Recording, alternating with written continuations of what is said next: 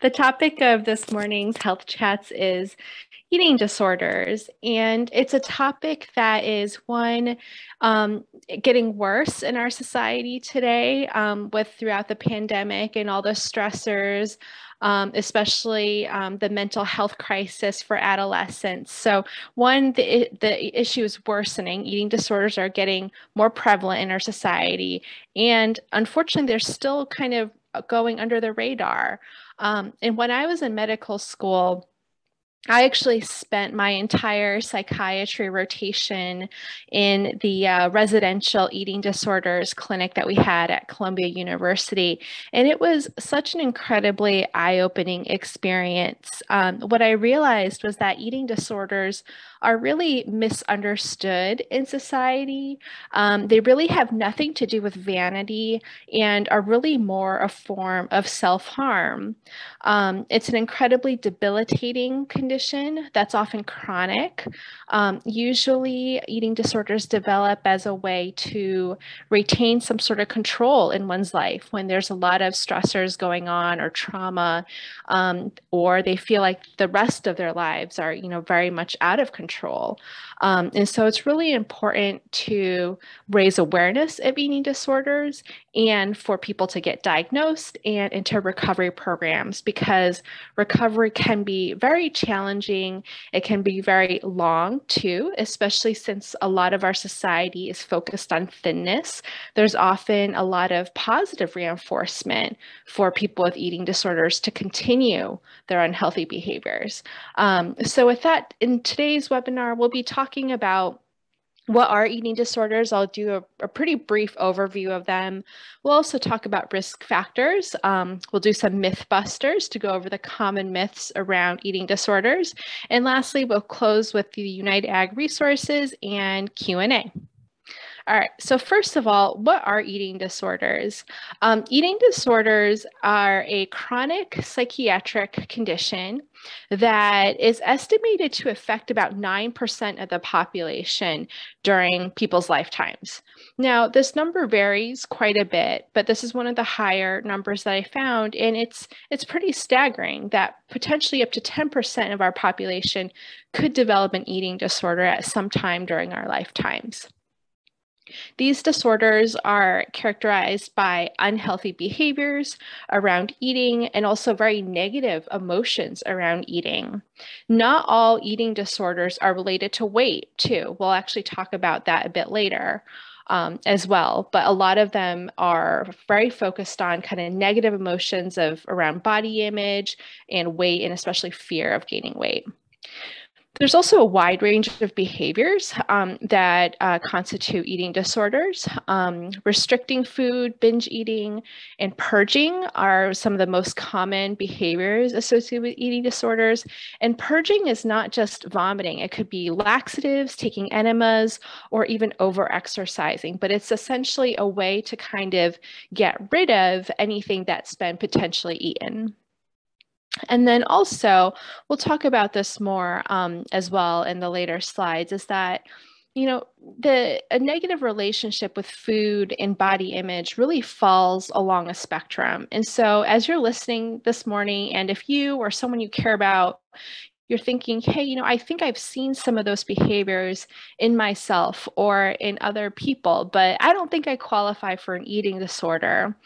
It almost doesn't matter as much if you meet the formal diagnosis or not. If you think you might have a negative relationship with food or how you see yourself, then it's important to reach out for help right away. You don't necessarily have to feel like you fall into the bucket of eating disorders to start getting help.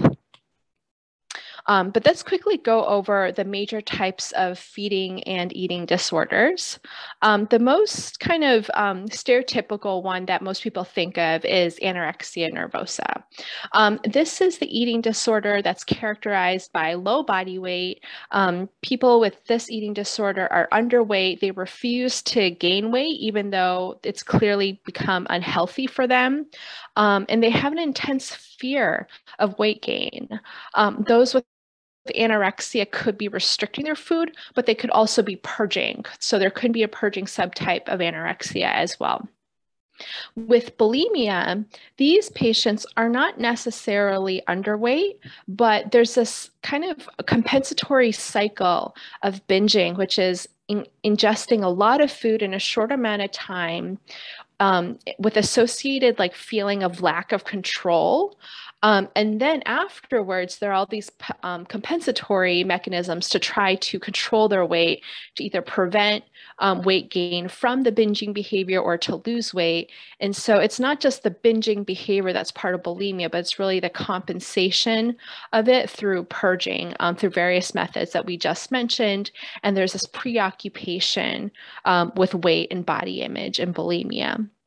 Now, the most recent diagnostic criteria puts kind of a minimum of roughly on average 1 episode a week for about 3 months for bulimia. But as I said before, even if you or someone you know doesn't necessarily meet this exact criteria, it's really important to get help.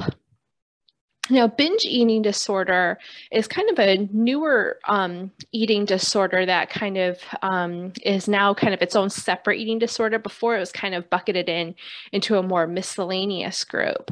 But binge eating disorder is similar to bulimia in that people do binge. They eat a lot of food in a short amount of time. And that amount of food could cause physical pain. People often will eat beyond the sensation of fullness. They'll eat when they're not hungry. They also feel like they have a loss of control. So that's similar to the binging in bulimia. But unlike bulimia, there's no compensation of purging behaviors to kind of compensate for that extra food ingested. There's also a lot of negative emotions related to binge eating disorder. There's often a lot of shame, distress, depression, trying to hide the binging behaviors as well. So that's also, those emotional aspects are very common in binge eating disorder. Now, if someone doesn't meet exact criteria for these 3 that we just talked about, they can be diagnosed into this kind of miscellaneous category of other specified or unspecified feeding or eating disorders.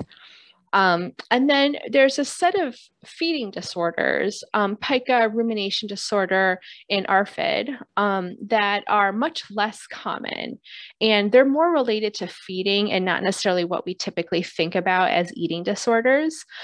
Pica is a condition where people are eating things that have no nutritional value, like ice or wood chips or other things that really are not food. This can sometimes happen when there are nutritional deficiencies. Rumination disorder is pretty rare. It's when people regurgitate their food. So it's not vomiting, but it's actually regurgitating undigested food and then either spitting it out or trying to swallow it back down. And then ARFID is typically seen in younger kids, where there are certain foods that, or categories of foods that people would avoid very strictly. And this is not for the means of losing weight or preventing weight gain or anything related to body image. This is really kind of an aversion to a certain type or group of foods. All right. And then there's this other condition that's become a little bit more commonly referenced in mainstream, and that's called orthorexia.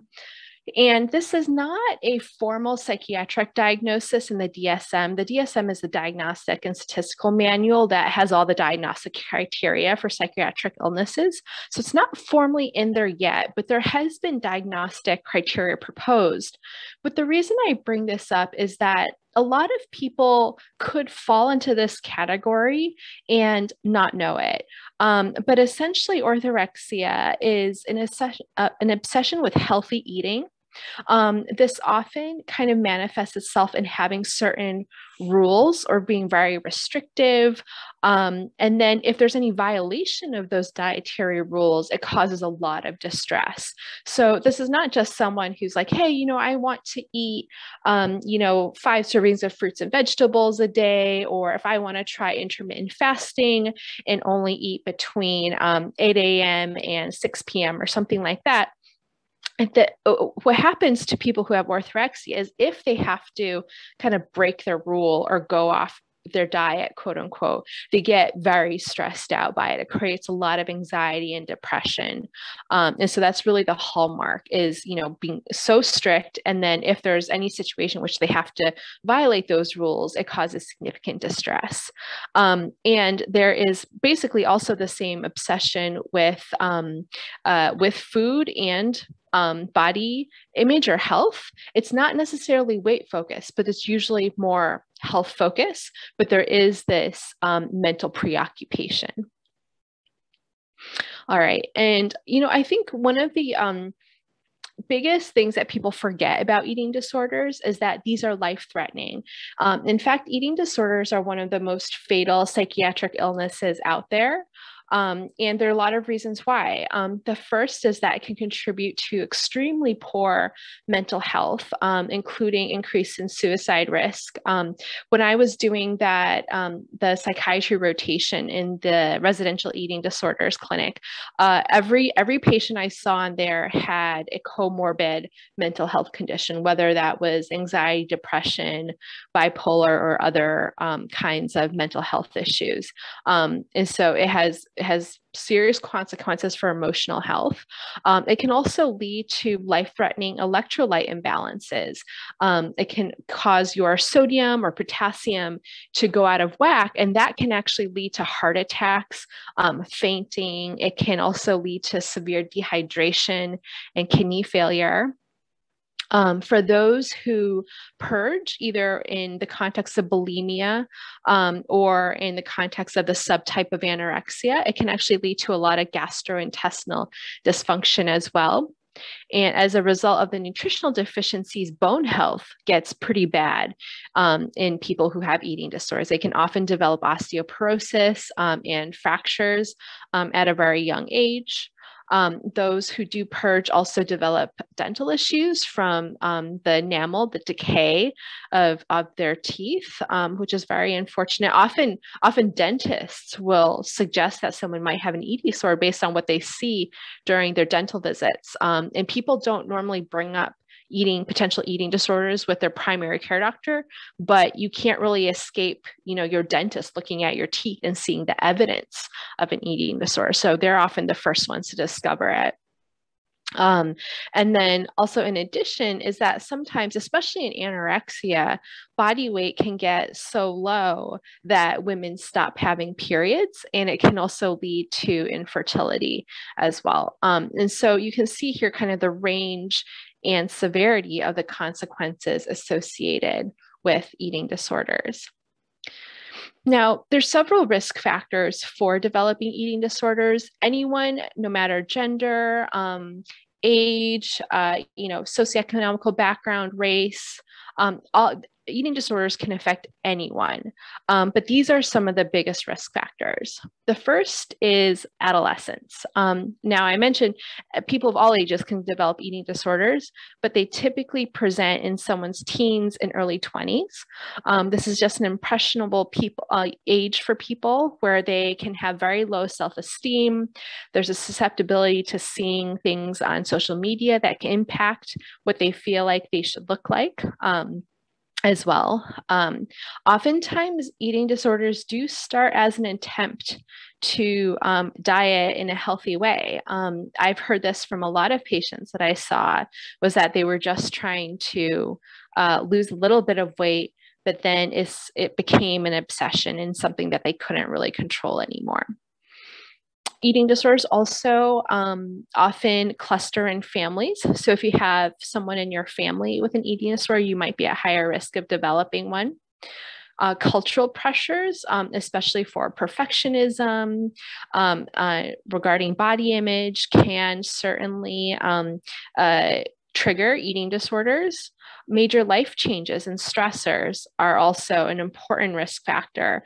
This includes any traumatic experiences as well, because like I said in the beginning, oftentimes people develop an eating disorder as a way to maintain control in their lives when they feel like there's a lack of control. And then having any other mental health condition can put someone at higher risk of an eating disorder. And certain occupation and hobbies have higher prevalence of eating disorders. When I was in middle school, early high school, one of my classmates became a professional ballet dancer. She joined the American Ballet Theater Company, and we were all very excited for her. And a few months later, she was still dancing, but she came back and reported that many of her colleagues in the dancing industry were eating cotton. That was their way to feel full, and not take in any calories. And so they were eating things like cotton. And so certain occupations like dancing, gymnastics, any jockeys actually also, any kind of occupation or hobby that creates kind of a constraint on body weight or has ideals for what someone should look like, can precipitate an eating disorder. All right, let's get into the myths here. One of the most common myths is that only women get eating disorders. This is absolutely not true. One of my best friends growing up in elementary school actually developed an eating disorder, and he was an African-American male. So it's not only adolescent women who get eating disorders, anyone can develop one. And actually 1 out of 4 people with anorexia are actually men.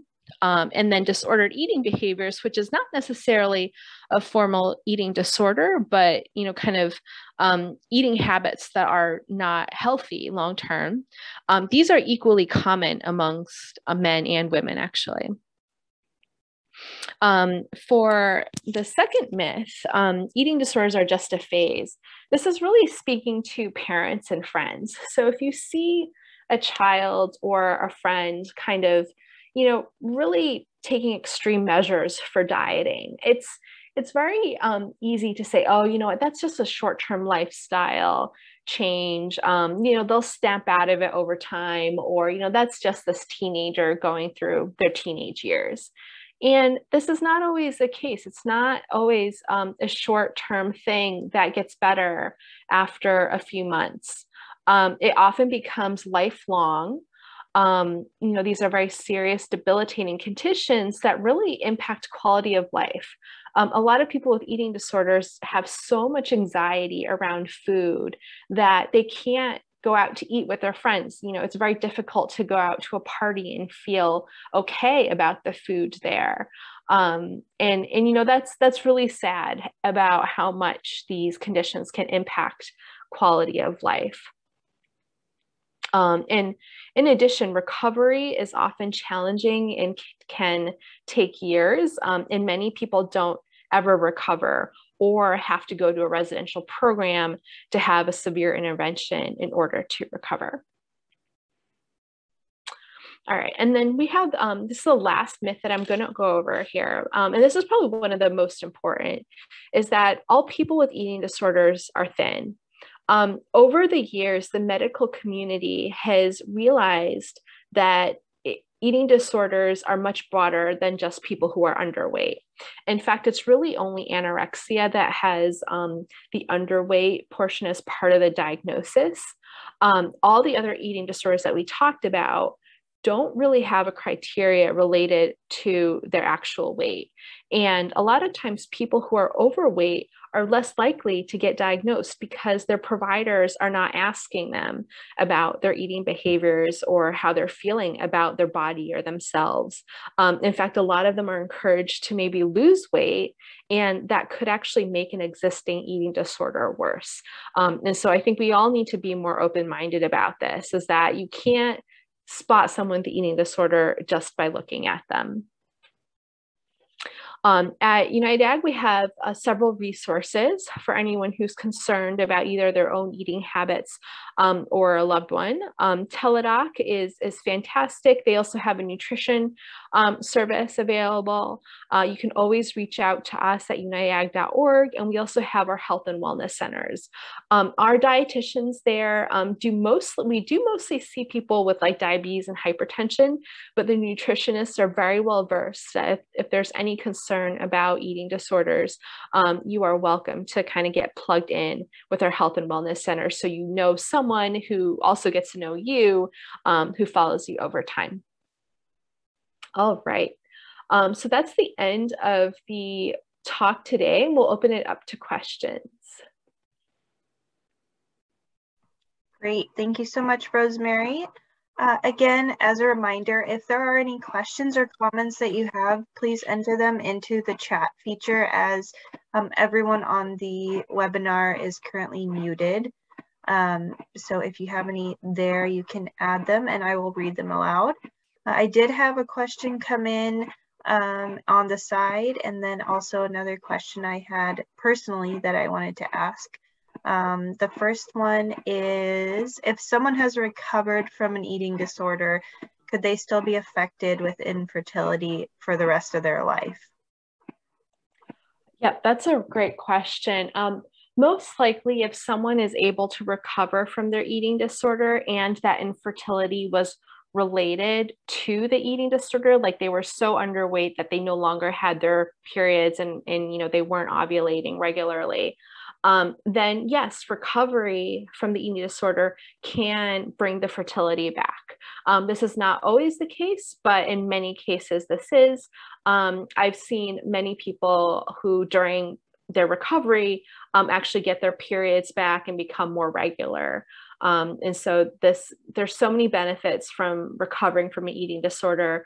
Regaining fertility is one of the biggest ones if you're trying to have a family.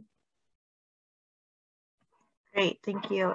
And then the second question is, can eating disorders cause autoimmune conditions like lupus or other conditions? That was a question I had from a personal family member. Mm-hmm. Yeah, autoimmune conditions are incredibly complex. We don't fully understand them at all, and especially something like lupus, where there's a lot of different symptoms involved. What we are starting to understand is that high levels of stress can trigger immune changes that lead to autoimmune disease. And eating disorders are profound stress on the body, not only in terms of starvation, like in conditions like anorexia, but all of the stress of going through purging or heavy binging and the other eating disorders do all place a huge stress. And so potentially, yes, they could could be some relationship between eating disorders and autoimmune diseases. This is not well understood at this time, though. Great, thank you. Any other questions from anyone?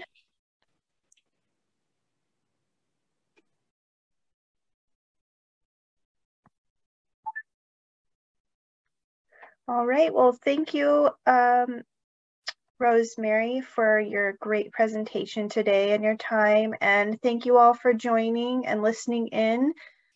Stay tuned for future health chats and information coming to you from United Ag. Wonderful. Thank you, Heidi. Thank you, everyone. Thank you. Have a great day.